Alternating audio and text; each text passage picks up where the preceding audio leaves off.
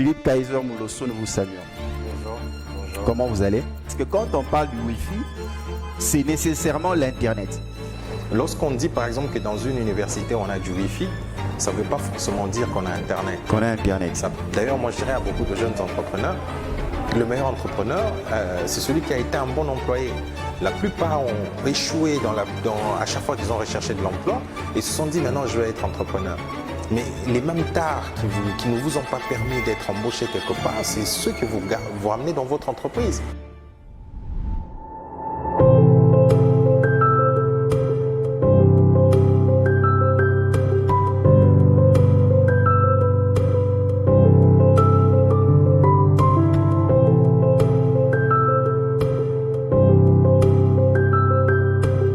De partout où vous nous suivez, soyez le bienvenu dans votre nouveau numéro de votre magazine. Nous avons l'insigne honneur de recevoir pour vous Philippe Kaiser Moulosso, initiateur de Lumumba Lab, qui fait la promotion de l'usage du numérique en République démocratique du Congo. Sans plus tarder, je vais saluer notre intervenant de ce soir.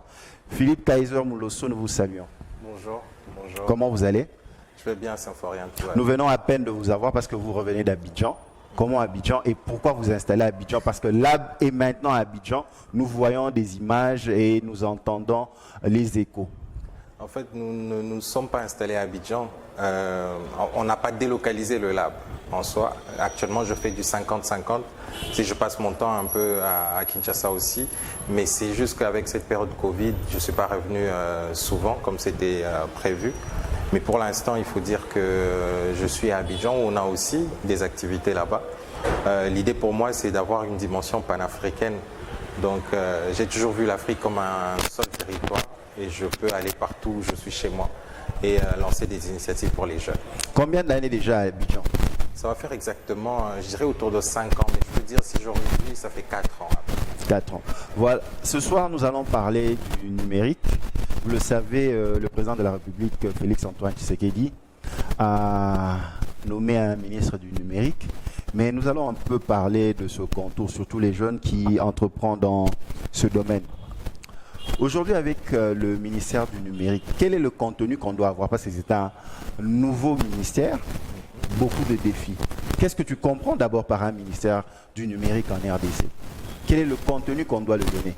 C'est vrai qu'il y a eu l'état de lieu, mais selon vous, expert dans le domaine. Après, il faut dire qu'il y avait un besoin réel d'avoir un ministère dédié numérique. La plupart des pays africains ont lancé ce qu'on appelle l'économie numérique. Mais c'est un problème de nomenclature, un problème de nom simplement. Et dans les principes, le ministère du numérique, c'est un peu le ministère qui se charge en gros de la transformation numérique, d'accompagner le pays dans sa transformation numérique, donc dans tout ce qui est application, dans tout ce qui est vision du numérique, dans tout ce qui va venir en fait sur le numérique. Et une particularité qu'on a au Congo, c'est d'avoir en fait aujourd'hui, je dirais, plus ou moins 2 ministères du numérique. Il y a un ministère qui se charge de tout ce qui est intelligence, tout ce qui est application, et un autre qui est resté PTNTIC. Le PTNTIC, oui. Qui lui va se charger de l'infrastructure, qui va porter toute cette information. Ça veut dire on a besoin de routes, on a besoin d'infrastructures. Là, c'est au niveau de... Mais pourquoi pas l'autorité politique ou le responsable politique avait carrément pas voulu fusionner les deux parce qu'ils ont presque les mêmes objectifs. Un sous-département dans le PTNTIC, par exemple. Bon, ils n'ont pas les mêmes objectifs. Les problèmes du Congo sont assez importants, ils n'ont pas les mêmes objectifs. Et je pense que les objectifs d'ailleurs sont fixés par des textes. Et je pense qu'ils vont fixer des objectifs. On ne doit pas voir le débat à ce niveau-là, au niveau des objectifs, au niveau du nom. Parce qu'en fait, moi, le débat serait plutôt de dire est-ce que le Congo a les moyens d'avoir autant de ministres? Ça, c'est un autre débat. Mais si on s'écarte de ce débat-là et qu'on parle que de nom, on peut avoir 10 ministères sous un format numérique. Ça veut dire le ministère numérique pour les femmes, le ministère numérique pour les hommes, le ministère numérique de l'enfance. On peut se permettre, mais est-ce que le Congo a les moyens? Mais je pense qu'en ce moment, on a 2 ministères. Un qui va se charger du niveau transformation numérique, économie numérique pure, et l'autre qui va s'occuper des infrastructures, parce qu'en vrai, on a un gros problème d'infrastructure dans un pays où il n'y a pas de route. Et là, c'est là où je pose la question, est-ce que le Congo en a le moyen? Les moyens de l'infrastructure. De l'infrastructure et du numérique. Justement, le fait d'avoir un ministère, le fait d'avoir créé un ministère, vous dites que c'est un nouveau ministère, le fait d'avoir créé ce ministère-là, pour moi, le chef de l'État nous dit qu'il veut aller dans ce sens-là. Il nous dit qu'il va vers ça. Et donc, il a les moyens. J'imagine que le fait de l'avoir créé, c'est avoir les moyens. Mais n'oublions pas, les moyens ne sont pas toujours une question d'argent directement, mais aussi une question de volonté. Et là, on voit une volonté d'aller vers ça. On voit le président qui, presque dans chaque discours, parle du numérique. Et donc, laissons-lui le temps de nous montrer où est-ce qu'il va aller. Tu es engagé dans le numérique, surtout dans la formation des jeunes à se familiariser avec le numérique, le code. Depuis que tu t'es lancé jusqu'à aujourd'hui, on peut parler période Covid. Comment tu trouves l'écosystème congolais? Parce que toi, tu es dedans. L'écosystème du numérique, est-ce qu'elle s'est améliorée ou elle a régressé? Parce que cet écosystème n'est pas seulement Kinshasa, il y a aussi l'arrière-pays. Oui. Alors, il faut effectivement voir le Congo quand on parle d'un écosystème. Et le Congo est un ensemble de plusieurs petits écosystèmes, si on veut parler du numérique. Effectivement, si je dois sortir 3 grands écosystèmes dans notre pays, on a effectivement Kinshasa, on a Goma et on a Lubumbashi. Pour moi, c'est les plus grands écosystèmes sur les questions du numérique en RDC. Et tout va bien, je pense, dans ces 3 écosystèmes qui sont en train d'avancer petit à petit. Kinshasa n'était pas à ce niveau il y a 3, 4, 5 ans. Kinshasa n'était pas à ce niveau il y a 10 ans. Donc on a pu avancer. Aujourd'hui, on parle d'un taux de pénétration au niveau pays de plus de 20%, qui est une très bonne chose. Sur une population de 80 millions. Un peu plus, à peu près. Pense, hein, mais on a aujourd'hui, il faut dire que rien que pendant cette période, je dirais Covid, on a eu à peu près plus de 4 millions de personnes qui se sont ajoutées, qui utilisent Internet. Donc vous pouvez deviner que c'est toutes les personnes aussi qui ont dû être obligées de venir vers Internet pour parler aux gens, parce qu'on ne pouvait pas se voir, pour accéder à certains services. Donc l'écosystème est en train d'avancer. À quelle vitesse? C'est un autre problème. Est-ce qu'on avance comme on aurait comme on aurait avancé à la dimension du Congo? Peut-être pas, mais on avance quand même. Un travail est en train d'être fait. Oui, c'est vrai, l'écosystème, mais il y a aussi les objectifs poursuivis dans le numérique.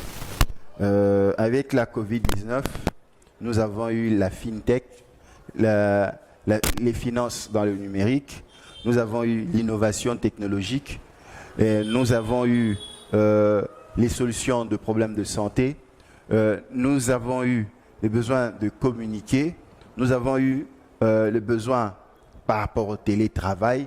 Tout ça nous ramène à la consommation du numérique via l'Internet.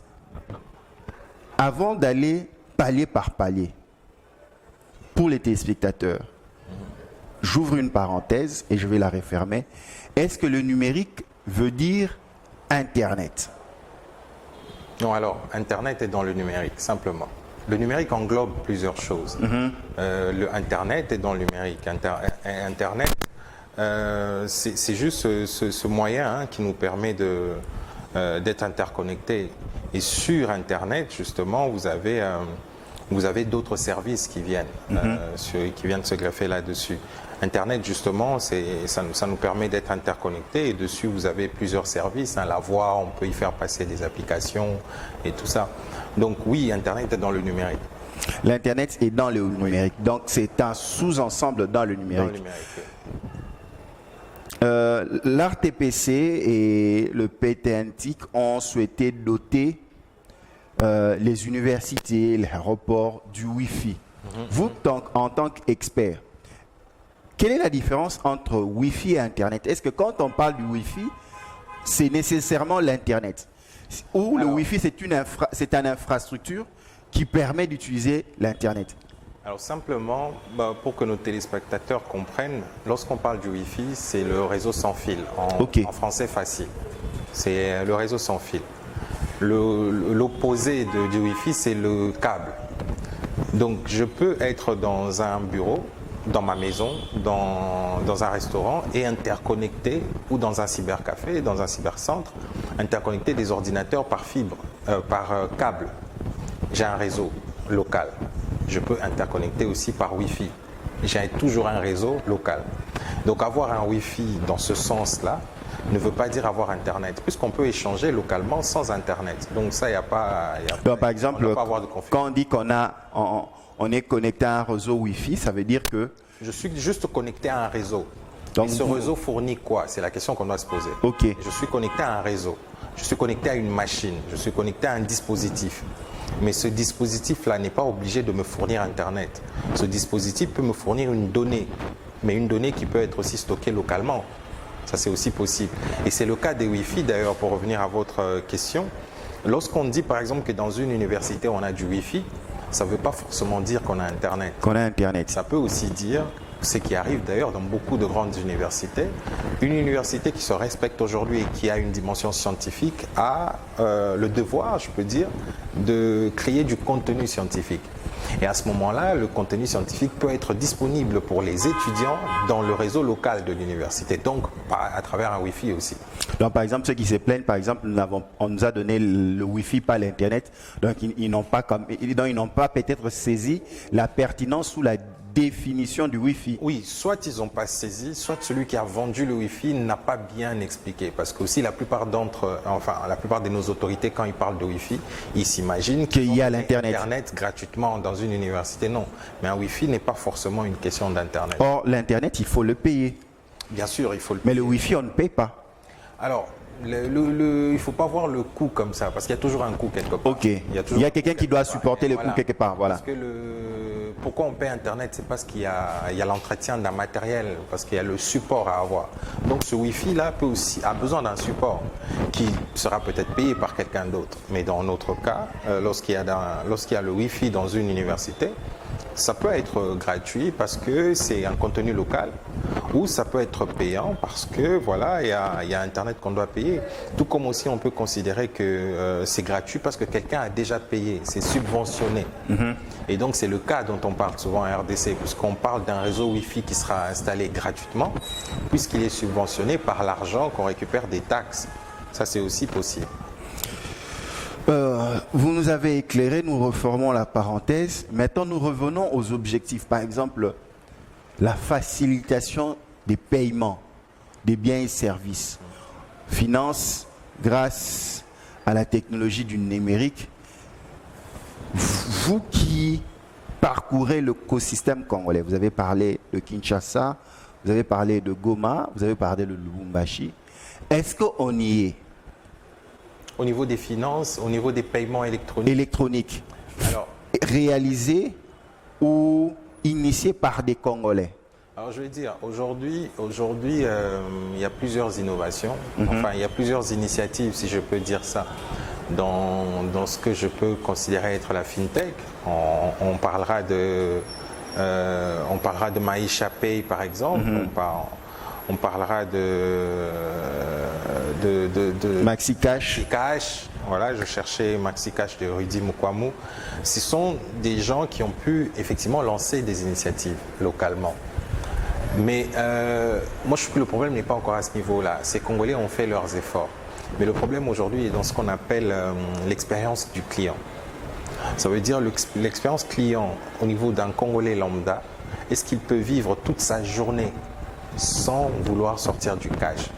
Ça veut dire être capable de payer l'électricité, la SNEL, la régie des eaux, payer l'eau, être capable de payer l'école des enfants, être capable de payer son taxi lorsqu'on se promène, être capable de payer sa bière dans le bar du coin, être capable de payer le pain lorsqu'on rentre le soir dans sa maison. Ça veut dire qu'il faudra imaginer une journée entière avec une expérience hors cash.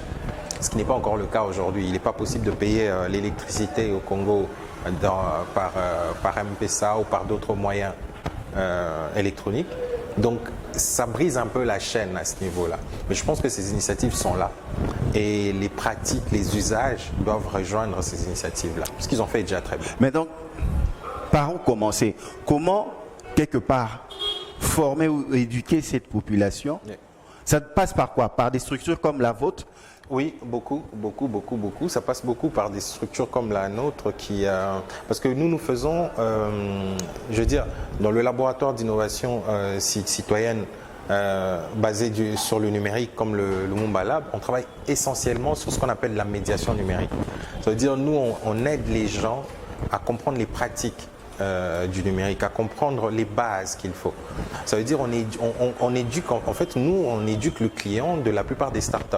C'est pour ça que je dis à la plupart des startups qu'on est leurs partenaires et qu'ils doivent le comprendre d'ailleurs, puisque nous, on les aide en fait à avoir plus de clients. Alors à ce niveau-là, c'est un travail qui se fait, c'est un travail d'État. Le pays devrait avoir, comme en France, des lieux publics qui éduquent au numérique. Mais en ce moment, nous faisons le travail de l'État. Et malheureusement, l'État congolais ne le comprend toujours pas. Et je pense que quand ils vont se réveiller, ils vont le faire aussi. Parce qu'à un certain moment, il faut qu'il y ait quelqu'un qui éduque cette population-là. Mais on ne peut pas dire qu'est-ce qui vient avant. C'est un peu l'affaire de l'œuf et la poule. C'est de savoir qui vient avant. Mais moi, je pense qu'on doit continuer le travail d'éducation, puisqu'il faut un client.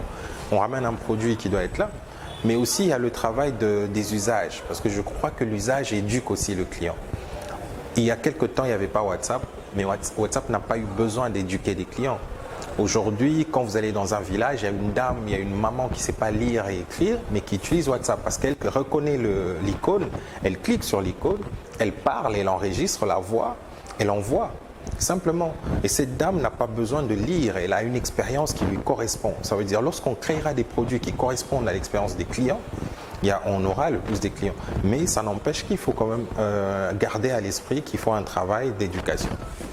Tu soulèves l'utilisation de WhatsApp dans des contraintes éloignées de la RDC. Maintenant, face à cette transition de fait, parce que le numérique s'impose à nous.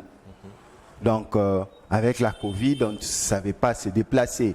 Donc, il fallait payer des frais, il fallait manger, il fallait faire des transferts numériques, de transferts d'argent. Maintenant, par rapport à cette transition, parce que quelque part, vous êtes obligé d'utiliser un produit ou un service du numérique sans être préparé. Est-ce que, quelque part, le consommateur congolais ne s'expose pas à des dangers parce que ne maîtrisant pas, par exemple, le code de protection de certains services, par exemple, dans le domaine du numérique, est-ce que ce n'est pas un problème lorsque l'infrastructure qui doit accompagner ça, à un certain moment, comme le disent certains téléspectateurs, la RDC et les Congolais ne seront pas bloqués. À un moment, vous dites non, on est bloqué parce qu'on ne sait pas, parce qu'il n'y a pas une continuité. Je suis d'accord. Après, vous ouvrez une boîte de Pandore, en fait. J'ai toujours dit, par exemple, pour quelqu'un qui fait la promotion du numérique, mais je dis souvent que le numérique est en train de créer, la façon dont nous le faisons maintenant, est en train de créer les inégalités de demain. Ça veut dire des gens qui étaient indépendants, des personnes indépendantes, vont se retrouver dépendantes parce qu'elles se retrouvent dans un monde de plus en plus numérique et un outil qu'ils ne maîtrisent pas. Donc ils sont obligés d'aller chercher quelqu'un d'autre pour les aider. Ça veut dire si je dois récupérer mon argent et que je ne sais pas utiliser le système, je serai obligé, même dans les ATM, on le voit. Je serai obligé d'appeler mon fils, d'appeler un inconnu qui peut me voler, qui peut détourner mon argent. Donc là, effectivement, il y a un problème. Il n'y a plus de confidence. Il y a toujours la confidence, mais le problème, il est dans l'accompagnement de ces personnes-là. C'est pour ça que je dis que le travail que le laboratoire, du lab en tout cas, est en train de faire pour le Congo est un travail d'État. Celui qui est de former les gens, celui qui est d'amener l'information le plus loin possible pour que les personnes qui devront être utilisateurs de toutes ces plateformes-là, de plus en plus numériques, ne se retrouvent pas seuls, faibles et dépendantes et ouverts plutôt à des cas de vol et tout ce qui peut se passer. Donc il faut éduquer justement, il faut éduquer sur les usages. Il faudra aussi faire en sorte que l'information arrive le plus loin possible et qu'aussi nous nous adaptions aujourd'hui. Je pense que on a déjà vu ces jeunes qui aident les vieux à marcher, à entrer dans le bus.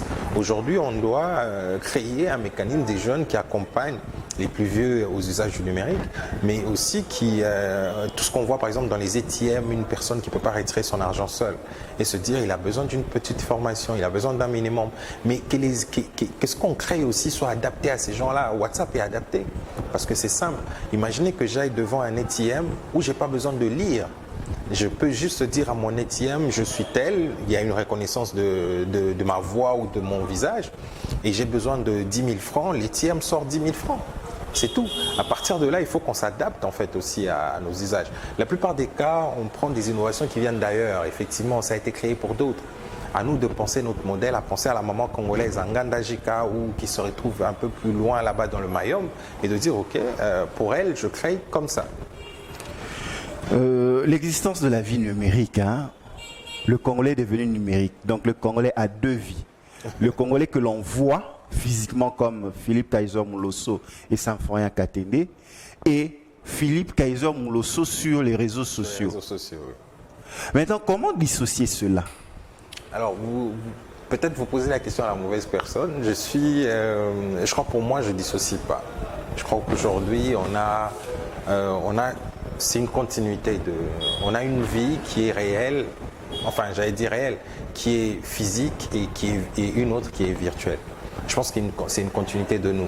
Vous avez un côté vos mots de passe, une vie, peut-être un bureau virtuel. Et je ne vois pas de différence. C'est un peu comme quand on allait au travail et puis on rentre à la maison. C'est juste, je pense que c'est plusieurs endroits de nous-mêmes dans une journée.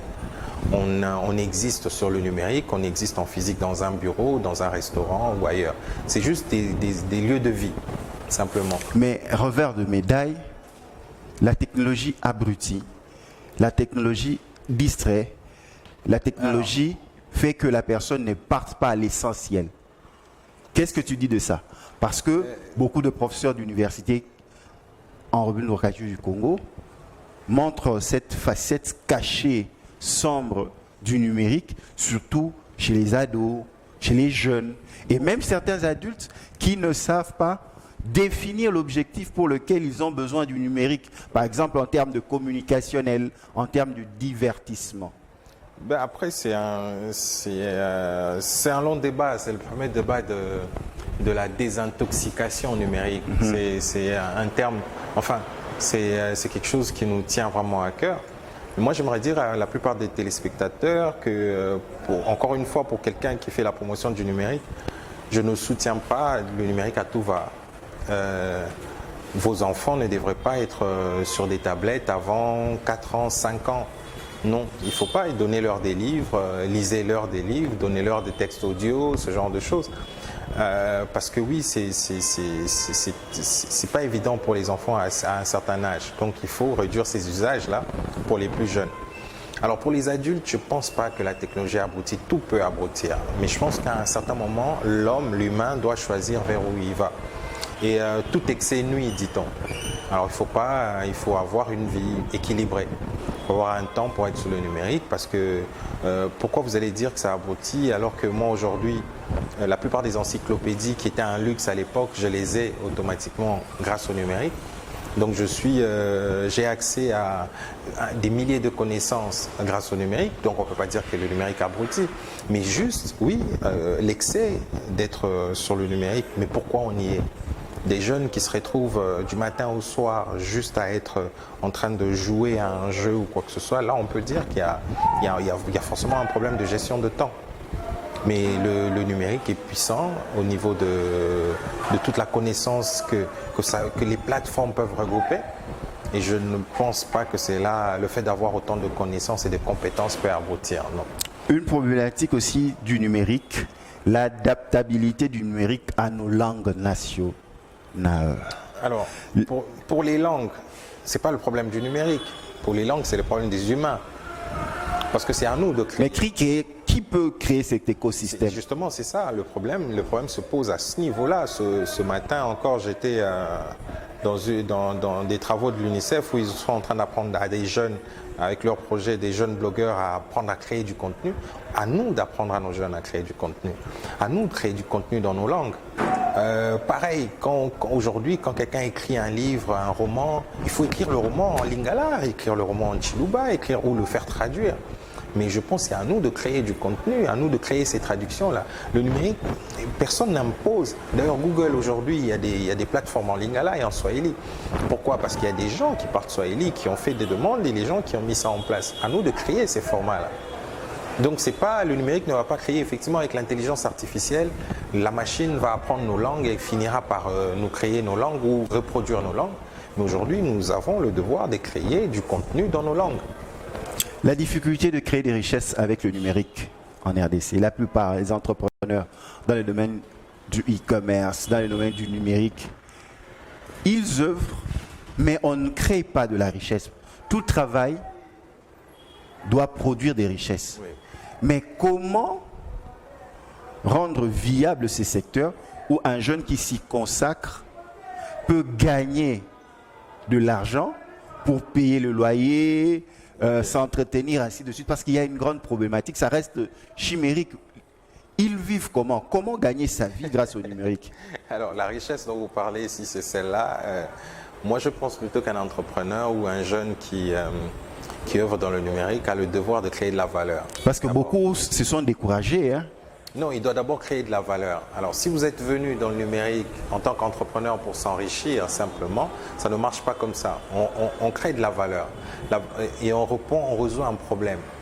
Que lorsqu'on veut créer, c'est parce qu'on veut résoudre un problème. Lorsque vous résolvez un problème, il y a une valeur ajoutée et donc vous créez de la richesse, comme si je peux vous emprunter votre concept. Donc oui, pour vivre, il faut répondre à un problème. La plupart des jeunes créent des concepts ou ramènent des concepts, copient des concepts venus d'ailleurs et veulent s'enrichir avec sans. Peut-être que c'est pas, il n'y a pas de preneur. Il n'y a pas de clients pour ces produits-là. Lorsque vous créez un produit qui a des clients, lorsque vous respectez, il faut aller dans les incubateurs, il faut s'associer à des personnes qui maîtrisent l'entrepreneuriat pour vous coacher. Et à partir de cet instant-là, oui, vous pouvez aller plus loin. Il y a beaucoup d'espaces de coaching aujourd'hui à Kinshasa qui le font. Donc, mais ça ne marche pas, même les incubateurs, les coachings. Mais en vrai, ils sont où? On les voit où? Et surtout la Covid-19 a fermé les portes de beaucoup. Hein? Les incubateurs sont là, mais juste qu'il faut que les entrepreneurs arrêtent de créer des entreprises parce qu'ils cherchent un financement. On ne crée pas une entreprise pour chercher un financement, on crée une entreprise pour créer de la valeur. C'est vous qui créez le financement, c'est vous qui créez l'argent. Vous ne faites pas pour aller chercher l'argent, pour aller demander de l'argent. Il faudra surtout dire ça aux jeunes. Moi, j'ai rencontré beaucoup de jeunes dans nos incubateurs qui viennent et qui vous disent « Ah, Monsieur Kaiser, moi j'ai un projet, j'ai besoin de 200 000 $. Mais lorsqu'on se met autour d'une table et qu'on détaille le projet, avant la fin du mois, vous réalisez que le jeune n'avait pas besoin de 100 000, n'avait pas besoin de 200 000, il a peut-être besoin de 5 000. Juste parce qu'il a mis dedans un véhicule, il a mis dedans une location des grands bureaux, venez louer des espaces de coworking simplement et travailler. Donc je crois que le mindset des créateurs, le mindset des jeunes Congolais doit encore être revu pour pouvoir créer justement de la valeur, pour qu'ils puissent vivre de ce qu'ils font. D'ailleurs, moi je dirais à beaucoup de jeunes entrepreneurs, le meilleur entrepreneur, c'est celui qui a été un bon employé. La plupart ont échoué à chaque fois qu'ils ont recherché de l'emploi et se sont dit maintenant je vais être entrepreneur. Mais les mêmes tares qui ne vous ont pas permis d'être embauché quelque part, c'est ceux que vous ramenez dans votre entreprise.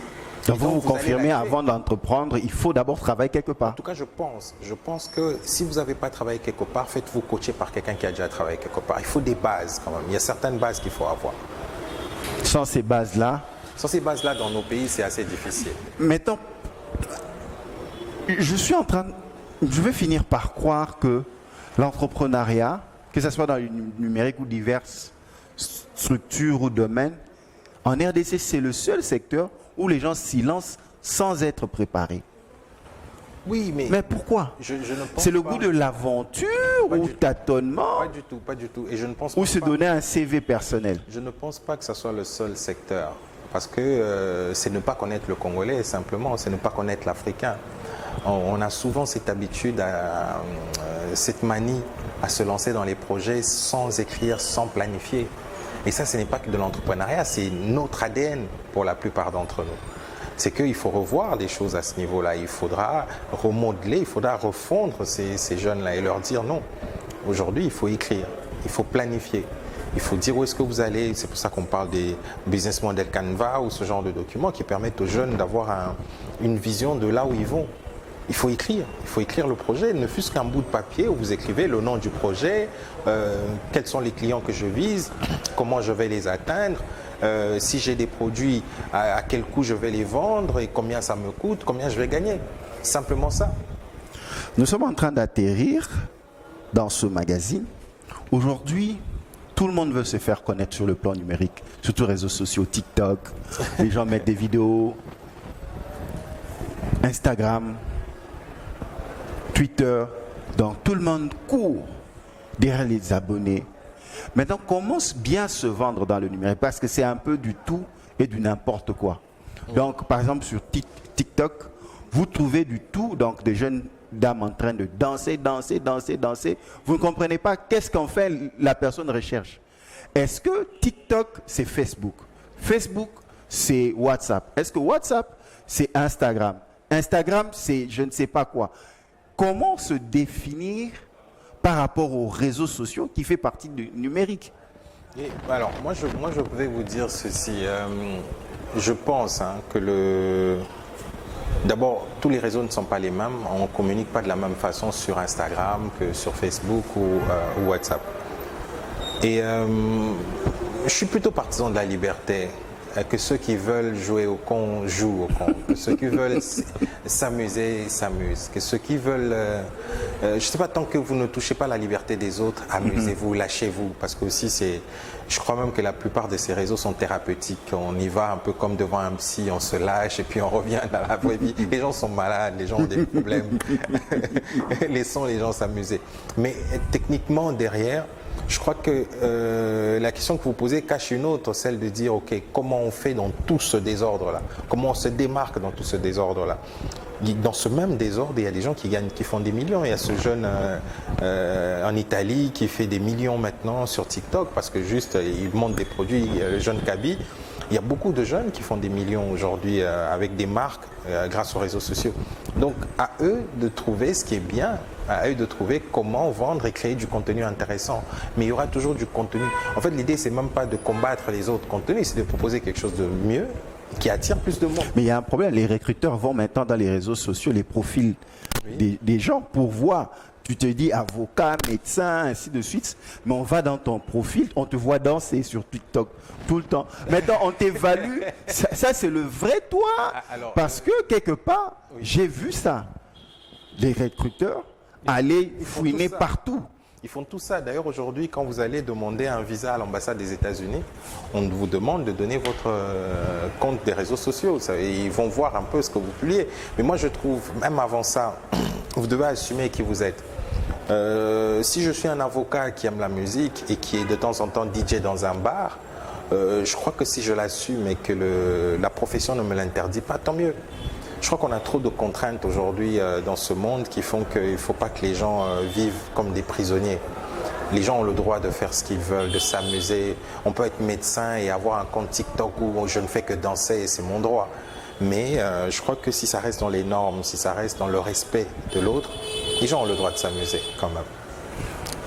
Par rapport à la censure, les limites, quelles sont les limites qu'on doit donner au numérique? Parce que je veux savoir si le numérique aussi doit tenir compte de notre identité de Bantou, de Congolais, de nos valeurs. Ou sur le numérique, ça ne compte pas. Donc c'est un fourre-tout, tout et n'importe comment, et on ne sait pas contrôler, on ne sait pas gérer. Alors je vais peut-être vous décevoir, mais je suis de ceux qui pensent que le numérique n'est pas un autre monde. Peut-être il faut commencer par ça. Il faut commencer par savoir que ce n'est pas un autre monde, c'est le même. À partir du moment où on considère que c'est le même monde, alors acceptons que ce qui s'applique dans cette vie s'applique aussi sur le numérique. Dans la vie physique et la vie numérique. Donc si vous êtes dans une ville, si vous êtes dans une ville qui a des mœurs, si vous êtes dans une ville qui a un certain nombre de règles, comme vous, j'imagine, c'est ce que vous cachez derrière votre question. Quand vous parlez de Bantou, ça veut dire ne pas se dénuder, un certain nombre de choses, mais sur Internet, ce sera la même chose. Parce que votre photo va circuler dans votre communauté, votre vidéo va circuler dans votre communauté. Moi, je pense qu'il faut éviter de casser les codes lorsqu'on est effectivement dans une sphère comme celle-là. Si vos codes à vous sont justement ceux-là. Donc oui, je ne crois pas que vos parents sont heureux de voir que vous êtes nus sur Internet, non. Mais si vous assumez cela dans la vraie vie, vous pouvez l'assumer sur Internet aussi. C'est pas un autre monde. Je pense pas qu'il y a des lois. La même question m'a été posée il y a quelques temps lorsqu'on parlait du vol, cybercriminalité, tout ça. Effectivement, il y a des lois qui essaient de faire la différence. Mais moi, pour moi, quelqu'un qui a volé, il a volé dans la vraie vie ou sur Internet, il a volé et il y a déjà une loi pour le vol. Maintenant, dans des questions de droit, les avocats peuvent jouer avec des virgules en disant non, le vol est défini comme, et donc là, ce n'est pas un vol. C'est pour ça qu'aujourd'hui, on essaie de pousser un peu les lois. Mais quelqu'un qui a volé, que ce soit sur Internet ou dans la vraie vie, c'est un voleur, c'est tout. Et par rapport au numérique, toujours on continue, parce que déjà c'est la dernière ligne droite de nos échanges. Vous avez dit quelque chose d'important, que ce soit dans le numérique, qui est le virtuel, que ce soit dans la vie physique, c'est toujours la même vie, c'est toujours la même personne. Oui. Mais dans la quête identitaire, aujourd'hui, on veut tout copier de l'Europe, des États-Unis, de la France. On veut être comme tout le monde. Mais cet échange interculturel a-t-il des limites? Par exemple, dans la sensibilisation contre la prise des drogues. Aujourd'hui, vous avez Bombay. Est-ce que le numérique peut permettre à sensibiliser plus les jeunes à ne pas verser dans la consommation des drogues, à ne pas verser à la délinquance? Comment exploiter le numérique pour sensibiliser ces jeunes? Alors, le numérique n'est pas magique. Moi, je vais encore décevoir certains, mais le numérique n'est pas magique. Si on est 10 jeunes Congolais sur le numérique, on touchera à 10. Effectivement, dans la communication, on parlera peut-être du bouche à oreille. Une personne touchée par le numérique qui, elle, va plutôt répercuter l'information de bouche à oreille, c'est aussi possible.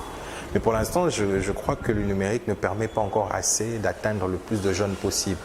Les jeunes sont sur le numérique, mais ils sont combien? Parce qu'on parlait du taux de pénétration. Lorsqu'on a un taux de pénétration d'usage du numérique qui est de moins de 40%, moins de 50%, oui, il y a 50% des jeunes qu'on n'arrive pas à toucher. Qu'on touchera effectivement peut-être par du bouche à oreille de ceux qui ont eu l'information grâce au numérique. Mais encore, aujourd'hui, les travaux de sensibilisation doivent toujours se faire des deux côtés, sur le numérique et physiquement. Je crois que on devrait penser à ça comme ça. Sinon, on n'atteindra pas tous les jeunes. Et le numérique? Non, plutôt à l'UBA, United Bank of Africa. Voilà. BAD, ça c'est une structure financière. Donc, le fonds pour le soutien de jeunes entrepreneurs. Un fonds spécifique pour accompagner les entrepreneurs, les jeunes entrepreneurs, et ce fonds de garantie logé à la banque UBA. Selon vous, pour booster ce domaine du numérique, booster, soutenir les entrepreneurs dans le numérique, est-ce qu'il faudrait aussi mettre à pied d'œuvre des fonds dédiés au numérique, par exemple, pour développer l'écosystème? Il faut de l'argent. Il faut de l'argent de temps en temps pour que la machine soit un peu plus huilée. C'est normal, il faut de l'argent. Moi, je pense qu'il faut plus, il faut qu'il y ait de la volonté d'abord. L'État n'a pas besoin de mettre plus d'argent que sa volonté. Sinon, ça ne marchera pas. On a besoin de la volonté de l'État, la volonté réelle.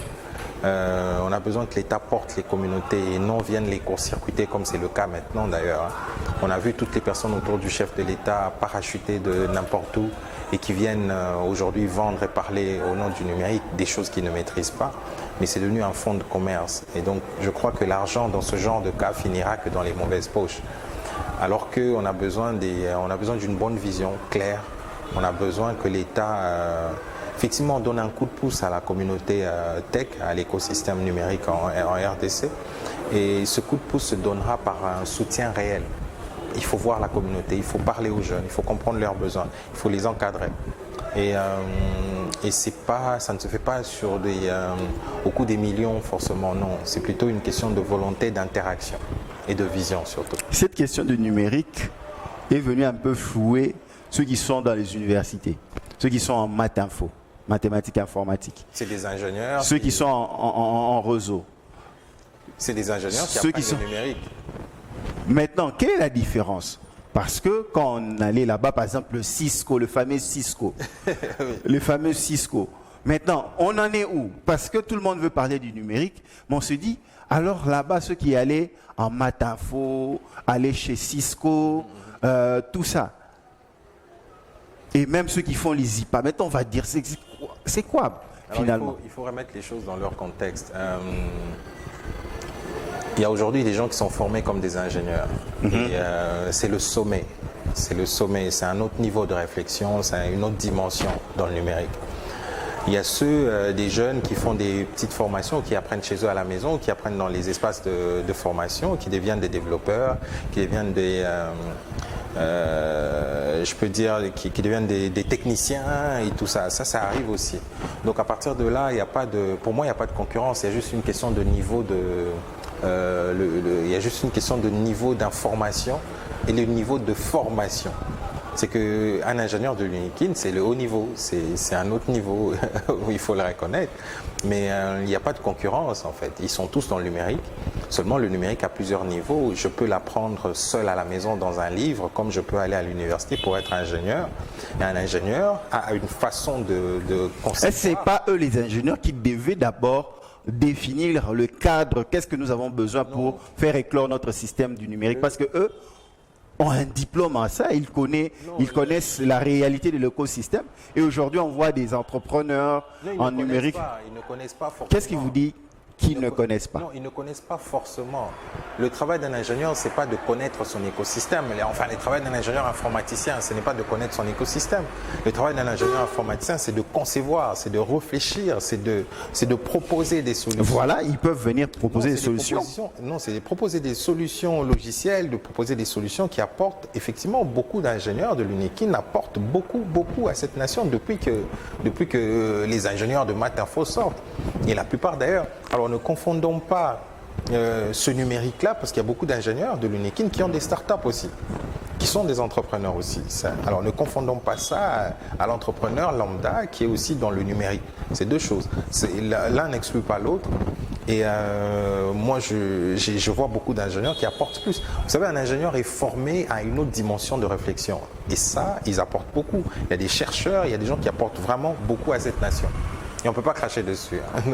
Vous nous suivez depuis Abidjan à Cocody, vous nous suivez à Kolwezi, vous nous suivez à Kinshasa, à Gombe, vous nous suivez à Paris, vous nous suivez en Belgique grâce à Canal+. Vous nous suivez aussi sur les réseaux sociaux. Nous recevons pour vous Philippe Kaiser Moulosso, donc il vient d'Abidjan pour un séjour de quelques jours et puis repartir. Nous sommes en train de parler du numérique. Là maintenant, c'est séance partage d'expérience. Qu'est-ce que tu peux partager à des jeunes qui te suivent de partout dans le monde à travers ce programme, qui veulent se lancer dans le numérique, mais ils ne savent pas quelle voie prendre? Et puis il y a ceux qui se sont lancés dans le numérique, mais ça ne marche pas. Qu'est-ce que tu peux le dire? Parce que tu n'as pas été Kaiser en un jour. Je vais commencer par ceux qui voient les choses ne pas marcher, de persévérer, de continuer à pousser, mais de surtout écouter. Je crois qu'on n'écoute pas assez le monde autour de soi, on n'écoute pas assez, on crée sans écouter. Il y a peut-être ce problème-là, créer en écoutant. Écouter, c'est observer. Écouter, c'est créer en répondant à des problèmes qu'on voit autour de soi. Ça, c'est très important. Mais aussi à la persévérance, parce qu'il y a le temps. J'ai toujours dit qu'il y a aussi un facteur chance lorsqu'on entreprend, lorsqu'on est dans le numérique. Mais il y a aussi le temps. Par moments, on est au mauvais timing lorsqu'on crée un certain nombre de choses. Donc, il nous faut de la patience, le temps d'atteindre le bon timing. Donc, il y a aussi ça. Mais je dirais plutôt à tous ces jeunes de partout de beaucoup prendre conseil aussi. Je crois qu'on ne peut pas tout faire seul. Habituez-vous à lire.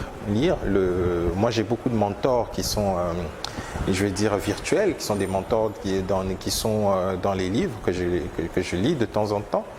Mais aussi, trouvez des gens autour de vous avec qui vous pouvez passer un peu de temps, discuter, poser des questions, interchanger et vous nourrir. Parce que quoi qu'il arrive, votre potentiel sera toujours la somme du potentiel des gens autour de vous. Donc alimentez-vous au maximum et soyez entouré des gens qui peuvent aussi vous alimenter. Et pour ceux qui veulent se lancer, Que ceux qui veulent se lancer, qu'ils se lancent. C'est très intéressant. Mais je dirais plutôt à ceux qui veulent se lancer que s'ils ne sont pas passionnés, ils peuvent laisser tomber. C'est un domaine qui est vraiment réservé aux passionnés. C'est un domaine qui est réservé aux gens qui ont un cœur pour ce qu'ils font. Est-ce que vous avez eu aussi à échouer? Beaucoup. J'ai beaucoup échoué. Il y a beaucoup de projets que j'ai lancés, que j'ai dû arrêter. Oui, j'ai beaucoup échoué. Quelle est la place de l'échec? Ça fait grandir, alors, ça forge? L'échec est une école. Moi, je dirais toujours qu'il faut se planter pour pousser. Ça, c'est clair. L'échec est une école. Il faut, pour une plante, effectivement, être planté avant de pousser. Donc, on peut pas juste construire une carrière, on ne peut pas juste devenir entrepreneur en réussissant tout le temps. Il y a l'échec, mais il y a aussi des gens qui réussissent sans échouer, parce qu'ils se sont nourris peut-être des échecs des autres. On n'est pas tous obligés, encore une fois, d'échouer forcément pour réussir. Mais l'échec fait partie de la vie d'un entrepreneur. Il faudra prendre ça sportivement. Je crois que beaucoup de gens ont un mauvais rapport avec l'échec. Échouer aujourd'hui ne veut pas dire échouer tout le temps. Ça, on doit aussi le comprendre. La roue tourne et il y aura toujours un autre moment pour vous. Un dernier mot pour mettre un terme à ce numéro. Je pense qu'on pourra même se retrouver à Abidjan. Espérons. Ou dans un autre coin du monde. Espérons. Pour pouvoir échanger et pourquoi pas en République démocratique du Congo. Espérons. Alors, moi, je ne sais pas s'il y a un dernier mot, parce que je suis quelqu'un qui parle beaucoup, souvent, mais je dirais aux gens, surtout aux Africains, j'aimerais vraiment m'adresser aux Africains, qu'ils utilisent toutes ces technologies pour nous, qu'ils utilisent toutes ces technologies pour l'Afrique, pour aider l'Afrique à se relever. L'Afrique a été longtemps pensée comme un coin, un comptoir, où on prenait la matière première pour l'amener ailleurs. Penser innovation pour transformer notre matière première et l'Afrique ira de mieux en mieux en tout cas. Nous avons reçu pour vous dans ce magazine Philippe Kaysor Moulosso, initiateur du Lumumba Lab qui fait la promotion de l'usage du numérique en RDC. C'était lui notre invité de ce soir. Nous faisons notre dédicace à Surprise Tropicale ainsi qu'à Bénédicte Kouvouna. Quant à moi, je vous dis à la prochaine. Que Dieu vous bénisse.